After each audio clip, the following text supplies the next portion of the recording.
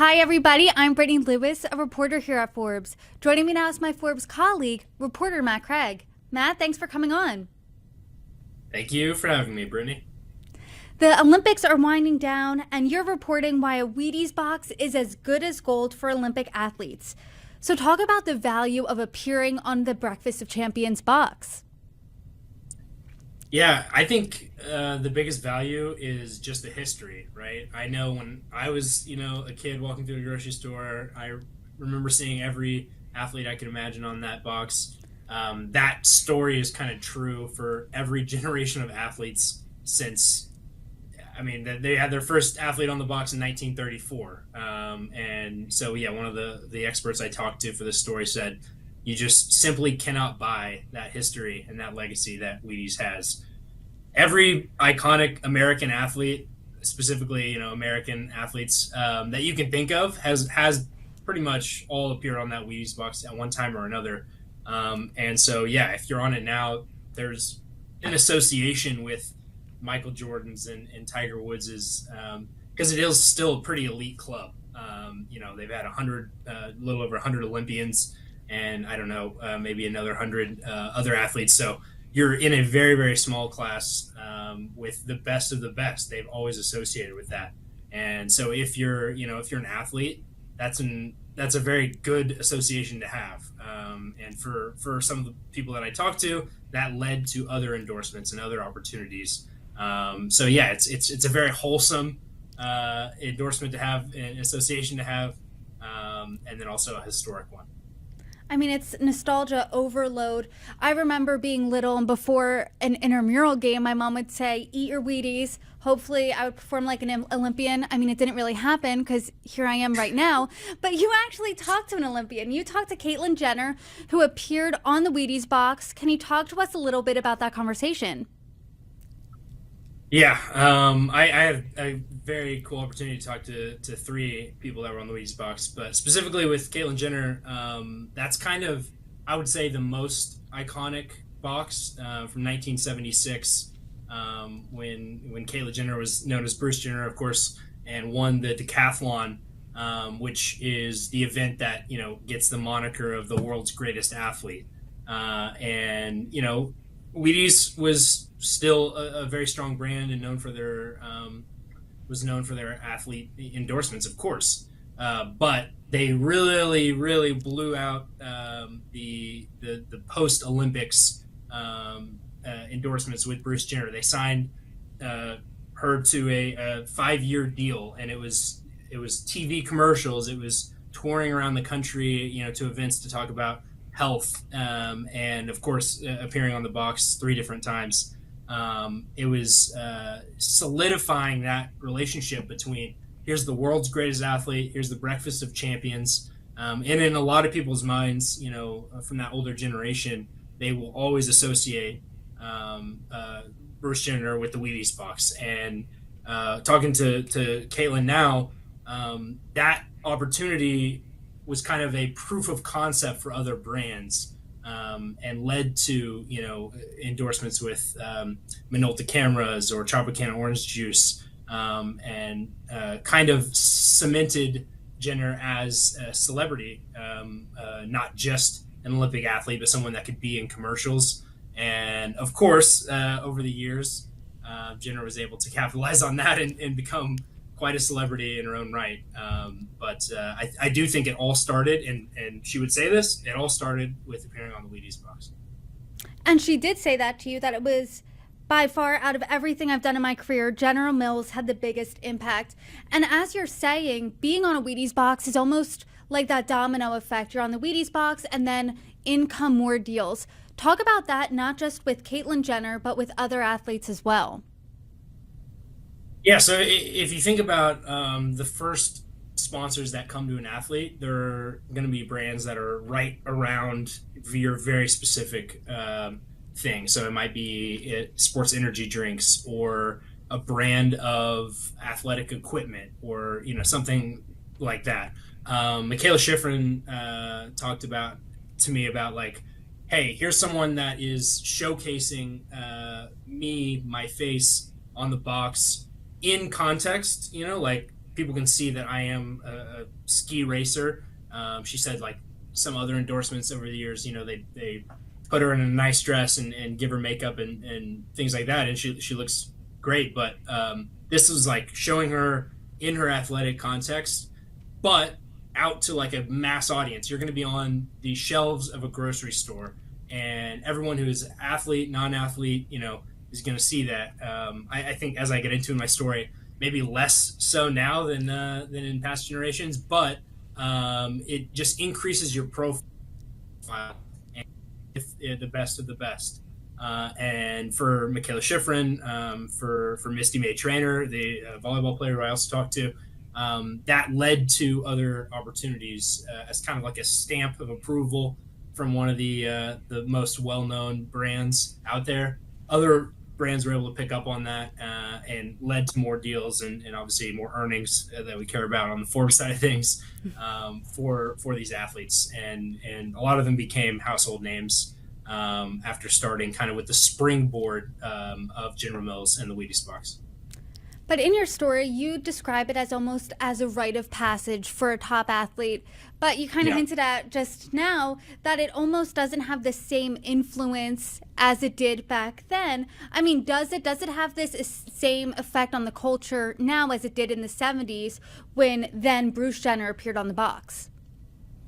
No, it definitely doesn't. I think just objectively, fewer people are eating cereal for breakfast, and fewer people are eating Wheaties of the cereal options. Even within like every brand or every company now has many brands that are health conscious. That's going after that same audience or that same consumer who maybe before Wheaties was seen as the healthy cereal. Right now, there's a dozen healthy cereals. So that's just an objective fact. And I think because of that, and because of the way culture has moved forward, now I wonder, and I have a strong suspicion that the athletes growing up today, they aren't dreaming about being on the Wheaties box in the same way that, for example, like Misty May Trainer was and told me that she was like, when I heard that was not something that we could get if we won, I really wanted it. I grew up, reaching for that Mary Lou Retton box or, seeing my hero Michael Jordan on there, and that's what I wanted. But today, I think kids, they have other kind of like crossover cultural appeal through things like, playable skins in Fortnite or appearing on, Hot Ones or, whatever that thing is now. I feel like it's different than being on a cereal box. And even if you are on the cereal box, I think that almost the bigger value for that now is, wow, that makes for good social media content. It's like I'm on the box, and that's going to be great whenever I tweet a picture of me on the box, or put that on my Instagram page or make a TikTok about it or whatever. And so, I think that certainly the modern Wheaties box is no longer the Wheaties box. It is still valuable because of the historic nature of it, and it's hard to see it going away, but it has definitely lost some cachet from the 70s, no doubt. To your point, though, is there a present day version of the Wheaties box? I know you mentioned a few crossover things, but is there anything just as iconic as that for an athlete? I think the issue is that there's many things. When Lou Gehrig appeared on the Wheaties box in 1934, like that was sports marketing. They were. I'm not going to say they were the only game in town, but they were basically one of the only options. You're talking about a pre-social media age. You're talking about a pre-television age at that point, and so the idea of being on a cereal box was like kind of the thing, and now there's just a million things. I think Kayla Schifrin said this to me, like it was cool, and now everything is cool. Appearing on Dancing with the Stars is cool. Like being a Saturday Night Live host is cool. Again, like I said, Hot Ones or Fortnite or, being on a podcast, popular podcast, that might be like the thing that leads to other deals and it can be a springboard for your career. I mean, one thing I mentioned was like there's a diver at the 2021 Olympics who was just caught on like kind of a candid moment knitting on the side of the pool, and it went viral. And now this guy has, 1 million followers on TikTok and has his own knitwear brand. So like his springboard was getting caught on the candid camera knitting. So I just think that like there's so many options now that any one thing doesn't like hold the same power that being on the Wheaties box in the 70s or 80s or even 90s would have. I think you're talking about Tom Daly there, and he did knit an incredible sweater in Paris. But this Wheaties box conversation is almost like a chicken and an egg situation. Does Wheaties pick iconic athletes, or is your status as an icon cemented by being on the Wheaties box? Yeah, I think it's a great question. I think they've had a combination of both throughout time. If you think about the Olympians, a lot of them, were unknown. They weren't famous because of the Wheaties box. They're famous because they won a gold medal. But again, Wheaties could be that springboard into more mainstream popularity. But then again, whenever they put Michael Jordan on the box or Tiger Woods, I don't think those guys were necessarily hurting for exposure at various points in their careers. So it's a combination of both.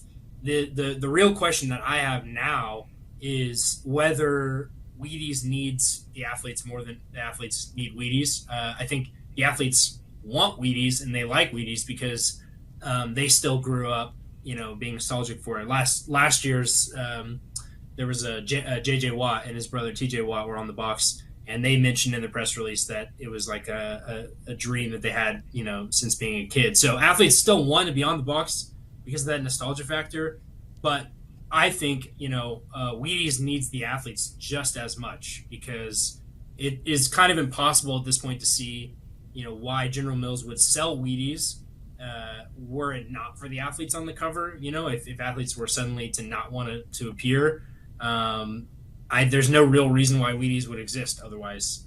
And so, yeah, I think the dynamic is interesting and it has changed somewhat. And that it will be interesting to see in future years if that is reflected in the compensation, because compared to other endorsements, Wheaties is not known as being an incredibly lucrative one.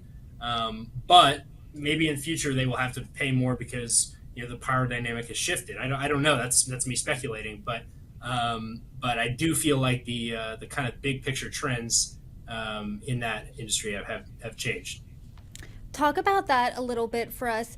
Does Wheaties pay out based on performance, based on caliber of athlete? What does that look like? I mean, I think it's supply and demand, and it's what an athlete can.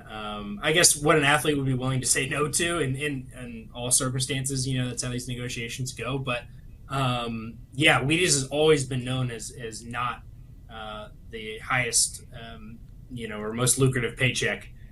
Because of, again, all the sentimental value and all the things that we've talked about. But there were some examples in the 1990s of players being offered, or Olympians being offered $15,000 to appear on the box. And, the Wall Street Journal reported in the 90s that the 1998 USA women's hockey team appeared on the box for zero compensation, right?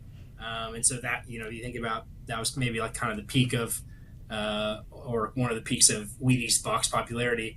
But today, if you're like a tip-top, extremely well-known athlete, super worldwide famous, that still is topping out around $300,000. And kind of these lesser-known Olympians are being offered in the $75,000 to $100,000 range. The ask is a lot less than what we mentioned in the 70s with Caitlyn Jenner. It's relatively small on time investment, but we're living in an era where multi-million-dollar sponsorship deals are relatively commonplace, and you can get them. And so, yeah, $300,000 if you're a, Tiger Woods, Michael Jordan level of icon is not that much. So you have to have other reasons why you want to do it. Matt, Craig, great story per usual. Thanks again for coming on. Always a pleasure, Brittany.